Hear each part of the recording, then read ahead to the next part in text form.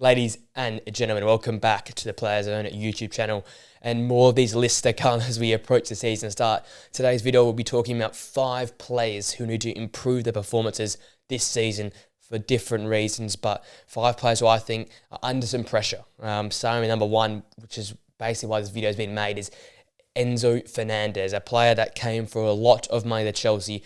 Chelsea this season looking to start a fresh push on under Maresca. But a lot of pressure, I think, in that midfield to go and perform. Links to Conor Gallagher away from the football club. He was arguably the most consistent midfielder at Chelsea last season. We saw Moses Caicedo come into his own at season end. Carney Chukwuemeka has looked good whenever he's played for the side. Enzo Fernandez, I feel like, is the missing link. Signed for 129 million euros after that fantastic World Cup a few years ago with Argentina, but hasn't lit the world a lot in the Premier League. Really struggled. Consistency has been the big problem for him, especially last season. We'd see every sort of 4th or 5th game a fantastic performance by Enzo Fernandez, but in between that, a lot of poor performances, and the stats sort of back that sort of stuff up. 3 goals and 2 assists in 28 Premier League appearances last season, and consistently being inconsistent. I feel like a strong midfield in the Premier League. Look at some of the best midfields when Liverpool were firing was Endo McAllister. Look at City with Rodri and Bernardo Silva and Kevin De Bruyne. All these players are super consistent. Martin Odegaard, Declan Rice, they don't vary much. It's a sort of 9 out of 10 to 7 out of 10 performance every single game. With Enzo Fernandez, you could get a 10 out of 10 performance, but you could also get a 2 or 3 out of 10 where he looks all at sea, giving the ball away, not winning the ball back enough. And at times, he was one of the deepest line midfielders in the 8, or at times in the 6 there for Chelsea, and just isn't good enough for me covering back and covering off defensively. Loses his head a lot as well. Was really rash with challenges. And I feel like there's a lot of missing with this player. A lot was spent on him. We're thinking, looking back at 120 million euros. João Neves, who's been fantastic at Benfica, has only moved to PSG for 70 million euros. And yes, Enzo was really remarkable in an international scene, but you're almost paying half the amount for João Neves, who I think is a more complete player at this current point in time, versus Enzo Fernandez. And yes, he's still very young, but he's one of the older heads now in this Chelsea group and one of the most experienced in terms of being at the club for long periods of time. He's going to have to lift his performances. Enzo will need to be better on the ball as well. Maresca will like to invert those fullbacks, overloading the middle of the park, allowing the 8, allowing the 6 to go on and carry the ball and create. So I'm looking for Enzo Fernandez to have more of an output offensively this season and improve his, acumen defensively, covering off different places, making the right decisions, and not being rash into a challenge and being an easy beat in midfield there. I think a lot in the Premier League rides on midfield performances, midfield battles. I talk about it a lot when I come to my Premier League predictions. A lot of games are decided on who can control the midfield, who can control the pace of the game, and who can control how the tempo is played at. And I feel like what Chelsea have missed, especially last season and the season before, is control in midfield. Enzo can bring that. We know at his best. He's very good on the ball. He can win the ball back as well for you.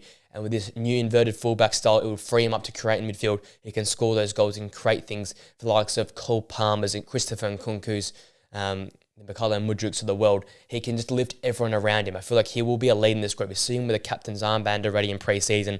There's a lot on the back of Enzo Fernandez. And if he can lift this season, not only will it somewhat fulfill that price tag, but will also make Chelsea a very strong team come season's end. So a lot to be talked about Enzo Fernandez and a massive year to come for him. A different sort of player, Jules Koundé is the next one for me. Fantastic in the Euros, but really not at his best last season for FC Barcelona. He was one of the best fullbacks in the world, probably the best in season 22-23, and led Barcelona to that famous title on the back of fantastic defensive performances. Come to the next season, last year, it wasn't good enough. It wasn't good for long enough. Yes, they came good come the end of the season, but the major portion of the season where the title was basically decided, they were not good enough. There were too many mistakes, not good enough defensively. And I think that was a big thing for Jules Koundé. His attacking output on the ball, his stats were still amongst the top in the world. And then that we know he's very good at that. Very comfortable getting the ball forward, driving to spaces. But what we saw with France at the Euros is more of the Jules Koundé which we're used to, winning one-on-ones, not giving up aerial duels, being strong, covering off spaces really well with his pace and physicality. And I feel like that's the Jules Koundé we didn't get for the first 60% of last season. Yes, he came good come season's end, but you look at 18 clean sheets in the league in the season 22-23, and he got only 15 in the end in 23-24. It doesn't look ridiculous, but a lot of them came to the back end of the season when the league was basically done and dusted. So I'm looking for him to lift his game. He had the 2 clearances, 1.5 tackles per game, along with the 18 clean sheets in 22-23. However, the stats don't look that bad last season, but it's nowhere near the level of what we're used to with Jules Koundé. And yes, it's probably a combination of the whole back four not being good enough and Ter Stegen missing large periods of time as well. But it was the ability for teams to get at Barcelona and the ability they were shipping goals at ease was the worry for me last season with Barcelona.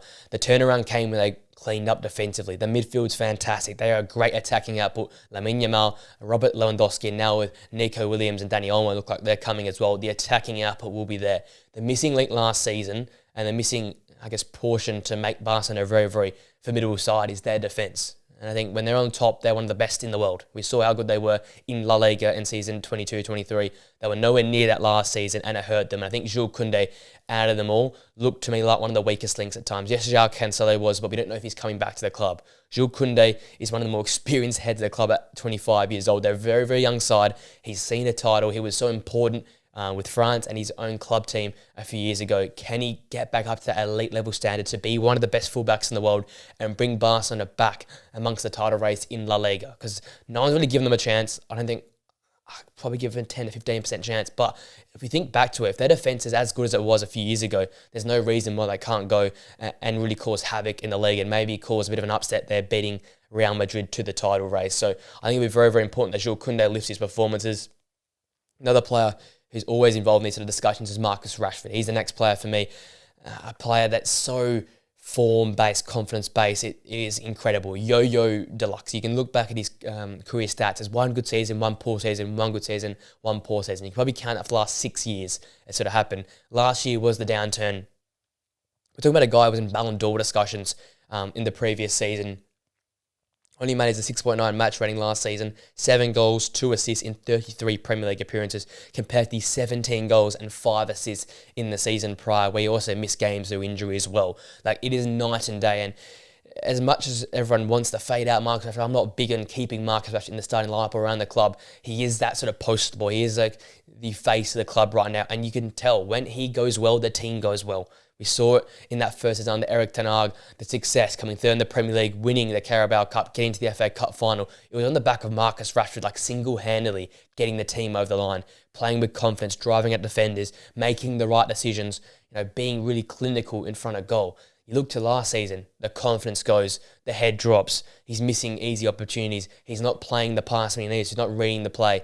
And that's why I guess as a player, I don't think he'll ever be the complete product because he never really has the IQ of some of the other players around him. You've got Diallo, you've got Rasmus Højlund, Joshua Zirkzee, Garnacho, Jadon Sancho. All these players are smarter on the ball. They're willing to give possession up to get the ball back or to create for other players around them. And that's where I think Amad Diallo and Alejandro Garnacho will start the season for Manchester United because they're more complete wingers. Yes, they can run and attack defenders and get at them, but they can also play the pass when they need to. So for Marcus Rashford this season, it's a big year for him. He's going to be competing with like Amad Diallo, Jadon Sancho. Look like he's amongst the decision-making of players to start. Alejandro Garnacho looks like he's making the left-hand side his own. Joshua Zirkzee, Rasmus Højlund. There's 2 strikers. One of them might get pushed out to a flank. So he is under the pump a bit. I don't think he'll start the season. I think we have to fight for his spot. And I think in a massive year for Erik ten Hag, he needs players to press from the front, be smart with the ball, to the retaining possession, to play his style of football, and for Manchester United to take that next step to get back amongst Europeans, the European positions, and also compete, go deep in the Premier League season, actually be around the title race, not be in it, but be around it. And with Marcus Rashford, you haven't got the player there good enough to do that. But if he can lift his game, if he can press from the front, make the right decisions with the ball at his feet, score those chances when he gets them, and become a sort of 10-goal, 8-assist type player. If he can go to that sort of numbers, that's what Manchester United and Erik ten Hag want from Marcus Rashford. It doesn't have to be ridiculous amounts of goals. It has to be setting up other players around him as well. He might end up being just a guy to come off the bench, but Manchester United look better when Marcus Rashford is in good form. So I think he'll have to have another massive season here to make up for a very, very poor one last time out. We come to our 4th player, which is Kim Min-jae at Bayern Munich. This obviously was the big move last year for them, the 50 million euro signing coming across from Napoli to Bayern Munich. But obviously it all fell apart last season coming third in what was supposed to be a one team league is pretty embarrassing. And I think the worst bit for him, Eric Dyer comes in and takes his spot centre back. He was phased out come the season's end. It was DeLitt, it was Dyer. Even like Kimmich dropping back in there, it was not really Kim Min-jae because his performances at the start of the season were not good enough. And very similar to Jules Koundé, we know the player that's there. He was in the Ballon d'Or contention, the first Asian player in a long, long time to be involved in that. He was Serie A Defender of the Year and in the Serie A Team of the Season just a year before that with Napoli when they won the title. And all of that just disappeared, especially the defensive acumen. Very similar to Jules Koundé. His stats on the ball were still fantastic, really, really dangerous, and he's a left-sided centre-back. They're so valuable in this modern-day commodity, and he was good on the ball, but too many mistakes, being dribbled past too easily, not breaking the play up. It really hurt him. Only the 6 clean sheets last year in the Bundesliga. With Bayern Munich, a side you expect to be at the top. And I think Bayern's problem last season was their defence. They were leaking too many goals.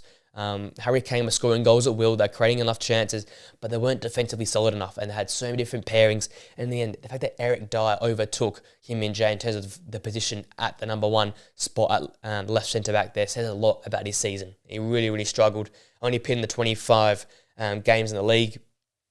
Remaining in the top 5% for the ball playing stats, progressive passes, pass completion rate, pass attempted, the like that. But he was in the bottom 40% for the likes of tackles, blocks, clearances. And I know you're not going to get as many opportunities at a Bayern side because they have a lot more of the possession.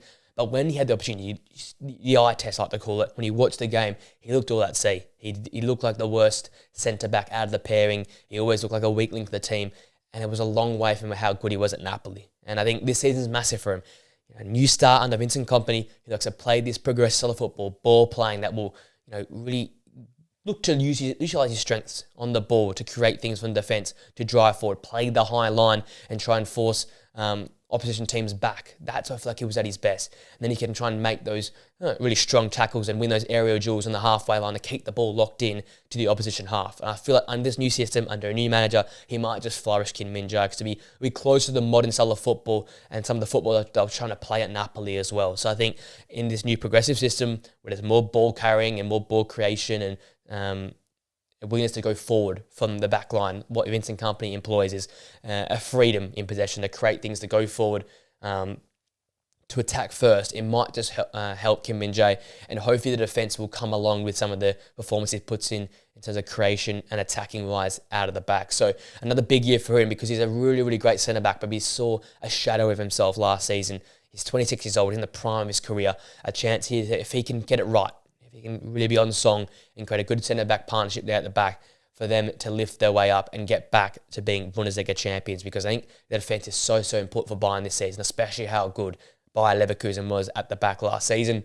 And coming to our final player, moving to Serie A, it's Manuel Locatelli, a player who I think a few seasons before, people were talking about one of the better sort of bruisers, players that can break up the game midfield in that number 8 role who can drop into number 6 and be that defensive holder.